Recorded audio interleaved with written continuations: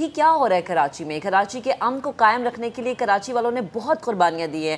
اب یہ چیزیں ہم برداشت نہیں کر سکتے. خدا نہ خواستہ ہم کیا دیکھیں کہ آنے والے وقت میں ہم اس پھر سے تاریخی جو ایک تاریخی دور ہے اس میں چلے جائیں گے کہ ہمیں اندھیرا اپنے ارد گرد نظر آئے گا. اس روشنی کو جلانے کے لیے کراچی والوں کی قربانیاں کم نہیں تھیں.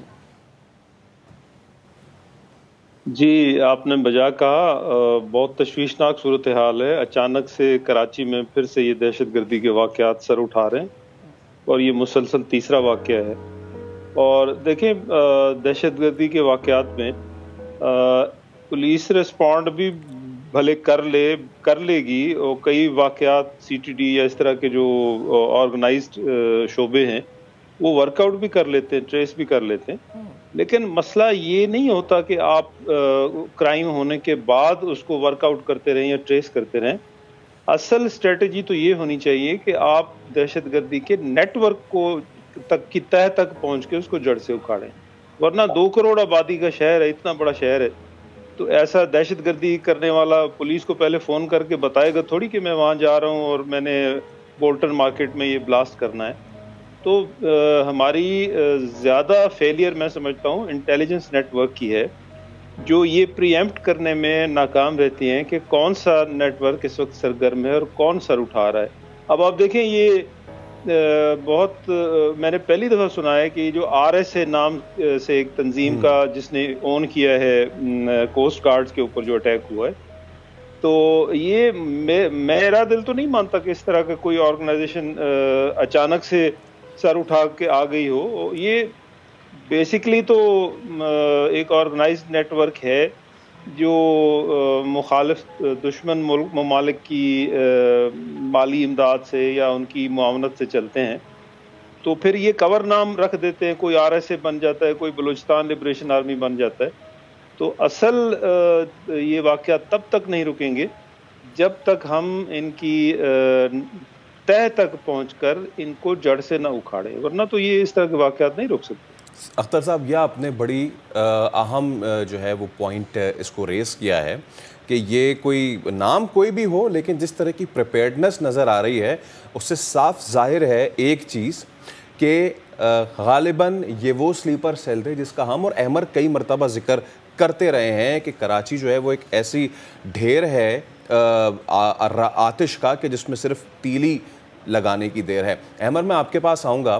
ایک تو یہ کہ جامعہ کراچی 26,000 طلبہ کا مسکن، یہ بولٹن مارکیٹ ہو یا پھر صدر ہو بھوری بازار والا، یہ سارا کا سارا جو ہے معاملہ پاپولیٹڈ، ڈینسلی پاپولیٹڈ ایریا ہے.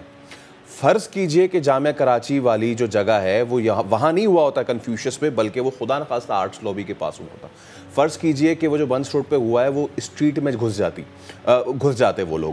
فرض کیجئے کہ یہ جو ہوا ہے کل، یہ جیسا آپ کہہ رہے ہیں کہ 9:15 نہیں بلکہ 8:30 بجے خدا نخواستہ ہوا ہوتا، کہاں کھڑے تھے ہم؟ بہت زیادہ نقصان ہوتا. فیصل میں آپ کو ایک بات بتاؤں، دیکھیں یہ دھماکے کراچی کے لیے نئے نہیں ہیں. سال 2012 میں 13 میں بھی یہ دھماکے ہوا کرتے تھے. ایئرپورٹ اٹیک ہوا سال 2013 میں. اس سے زیادہ بڑی بڑی کارروائیاں دہشت گردوں کی جانب سے کراچی میں کی گئی. لیکن اس کے بعد ہم نے اسٹیپ کیا اٹھائے؟ آپ یہ دیکھیں کہ کراچی میں تقریباً 28 لاکھ سے زائد جو ہے وہ موٹر سائیکلیں موجود ہیں. اب تک چند ہزار ہی جو ہے وہ ہم سرکاری نمبر پلیٹس انہیں دے سکیں. بھائی جرم میں سب سے زیادہ استعمال جو ہے وہ موٹر سائیکل ہوتی ہے، چاہے وہ اسٹریٹ کرائم ہو چاہے دہشت گردی کی کارروائی ہو. لیکن آج تک ہم موٹر سائیکلوں کو سرکاری نمبر پلیٹ ایشو نہیں کر سکیں. جس کی جو مرضی آ رہی ہے وہ موٹر سائیکل پہ نمبر پلیٹ لگا کر گھوم رہا ہے. اب جو کل جو موٹر سائیکل دھماکے میں استعمال کی گئی ہے وہ جس شخص کے نام پر رجسٹرڈ ہے وہ 6 ماہ پہلے انتقال کر چکا ہے. تو یہ ایک بڑا مسئلہ ہے کراچی کا کہ جو موٹر سائیکلیں وہ شہریوں کے نام پر رجسٹرڈ ہی نہیں ہے. یعنی کہ جو شخص ہے وہ موٹر سائیکل بیچتا ہے تو وہ اگلے کے نام پر رجسٹرڈ ہی نہیں کراتا، یا وہ خریدتا ہے تو وہ بھی پچھلے کے نام پر شخص پر چلتا رہتی ہے موٹر سائیکل. یعنی کہ جو ماڈل جو شو روم سے موٹر سائیکل خریدی جاتی ہے جس نام پر وہ رجسٹرڈ ہوتی ہے پہلی دفعہ، وہ اگلے 30 سال تک اسی نام پر رہتی ہے. تو یہ ایک بڑا المیہ ہے کہ کم از کم جو موٹر سائیکلیں شہر میں چل رہی ہیں وہ اس شہری کے نام پر تو رجسٹرڈ ہوں تاکہ जराइम पर किसी किस्म का काबू तो पाया जा सके। तो ये बड़ा जरूरी है कि सरकारी नंबर प्लेट्स मोटरसाइकिलों को इशू किए जाएं, मतलब हम स्टेप्स तो उठाएं। ये सिर्फ कानून नाफिज करने वाले इदारे इसको पूरा नहीं कर सकते। हुकूमत इस पे संजीदा हो, एक्शन ले कि बिल्कुल हमने चीजों को जो है वो एक लड़ी में पिरोना है, बिल्कुल सीधा करना है, स्ट्रेट करना है चीजों को। तो जो गाड़ियां यहाँ पे चल रही हैं, जो मोटरसाइकिलें यहाँ पे चल रही हैं, उनको रजिस्टर्ड कराया जाए, नंबर प्लेट उनकी और सरकारी हो, ताकि कोई शख्स अगर कोई अपनी मनपसंद नंबर प्लेट लगा के गुजर रहा हो तो उसको रोक के पूछा तो जा सके कि आपने जाली नंबर प्लेट क्यों लगाई हुई है। अब यहाँ तो पता ही नहीं है कि किसकी नंबर प्लेट कौन सी है और कौन मोटरसाइकिल पे सही नंबर प्लेट लगाकर जा रहा है। तो ये बड़ा जरूरी है कि हम स्टेप्स उठाएं कि इस तरह की दहशतगर्दी की कार्रवाइयों को रोका जा सके। मतलब इतने धमाकों के बाद भी ना हमारी हुकूमत जो है वो कुछ सीख सकी है, ना हमारे दीगर इदारे कुछ सीख सके। क्या कराची पुलिस चीफ ने कितने लेटर लिख लिए आज तक कि भाई नंबर प्लेट्स को जो है वो जारी किया जाए, सरकारी नंबर प्लेट्स को जारी किया जाए और इसमें कुछ तेजी दिखाई जाए। तो ये भी तो कराची पुलिस चीफ से भी सवाल होना चाहिए। मतलब ये अब सिर्फ एक दूसरे पर मलबा डालने की कोशिश है। अगर और अहमद, इस मलबा डालने में हम ये देखते हैं कि नुकसान जो है वो अवाम का होता है। जैसे इस बच्चे की माँ चली गई, यानी उसकी तो दुनिया ही खत्म होगी ना। अख्तर साहब, आपकी जानी बात है, जैसे अहमद गिनवा रहे हैं कि नंबर प्लेट्स पे चेक एंड बैलेंस ना होना, और अब ये दहशतगर्दी के वाक़ित वो पुराने वाले नहीं है। अगर मैं गलत ना हूँ तो प्लीज़ मेरी रहनुमाई कीजिएगा कि अब तो ये एडवांस हो चुके हैं, सोशल मीडिया पे बाकायदा डिटेल्स शेयर हो रही होती हैं इसकी।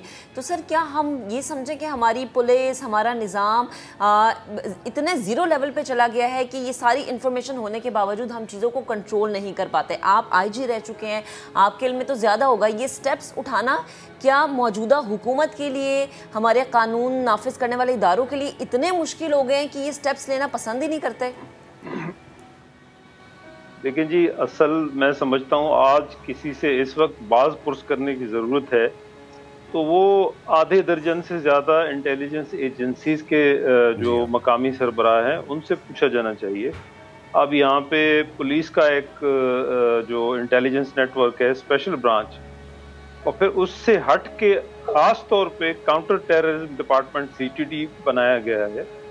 अच्छा, फिर आप देखें रेंजर्स यहाँ पे एक्टिव हैं। रेंजर्स का एक अलग से एक इंटेलिजेंस का नेटवर्क है, फिर ISI का एक नेटवर्क है, फिर मिलिट्री इंटेलिजेंस का नेटवर्क है। ये भी सपोजिटली पुलिस वर्किंग में दहशतगर्दी के वाक़यात में पुलिस को हेल्प करते हैं और इनको हेल्प करनी चाहिए। आज मेरा इन सब एजेंसी के जो सरबराह हैं उनसे मेरा जो कराची के लोकल हेड हैं उनसे सवाल बनता है कि आपकी तवानाइयाँ, आपकी तवज्जो कहाँ सर्फ हो रही है? ये तो इंटेलिजेंस बेस्ड कार्रवाइयाँ होती है ना। जैसे मैंने पहले कहा कि आपको ये तो पॉसिबल नहीं है ना कि आप सांप गुजर जाने के बाद लकीर पीटते रहें, जी इतने फलां मोटरसाइकिल में नस्ब था और 4 किलो का बारूदी मवाद था और वज़ीर आला ने मजम्मत कर दी, वज़ीर आज़म ने मजम्मत कर दी। ये तो बहुत ही मतलब TV पे जब ये स्लाइड्स चलती हैं तो सुन के भी दुख होता है कि हम इसमें तो इंटरेस्टेड नहीं है कि कितने किलो का बारूद था और किसने मजम्मत की और कौन से वज़ीर आज़म वज़ीर आला ने मजम्मत कर दी।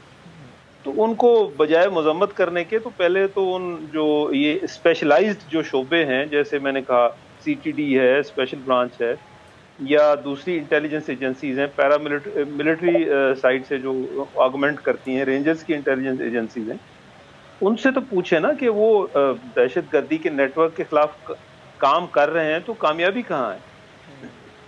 बिल्कुल।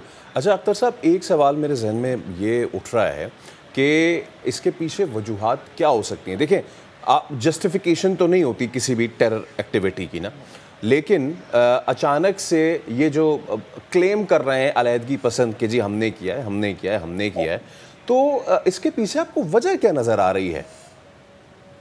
इसके पीछे तो और दो राय तो है नहीं। ये तो हमेशा आपके दुश्मन ममालिक आपकी जो अंदरूनी इस्तेहकाम होता है या स्टेबिलिटी होती है उसको टारगेट करते हैं। मकसद तो होता है डिस्टेबलाइज करना मुल्क को, और फिर कराची ऐसी जगह है, ऐसा सॉफ्ट टारगेट है, इतना बड़ा शहर है, यहाँ पे जो दहशतगर्द आएगा उसको छुपने में भी आसानी होगी, उसको फिर टारगेट सिलेक्ट करने में भी आसानी होती है, फिर उसको जाके अपना काम करने में भी आसानी होती है, क्योंकि छोटा शहर हो कंपैरेटिवली तो आप चीज़ों पे नज़र रख सकते हैं। इतने बड़े इंसानों के समंदर में तो पुलिस के लिए भी कुछ मुश्किल हो जाता है। अनलेस आपके पास बहुत ही प्रोफेशनल किस्म की आपकी नेटवर्किंग ना हो, आपकी इंफॉर्मेशन लेकिन अख्तर साहब जब जैसे आप भी कह रहे हैं ना कि माशाल्लाह इतना बड़ा शहर है, इतने ज़्यादा लोग हैं, तो आई थिंक फिर इसको मैनेज भी उस लिहाज से ही करना चाहिए।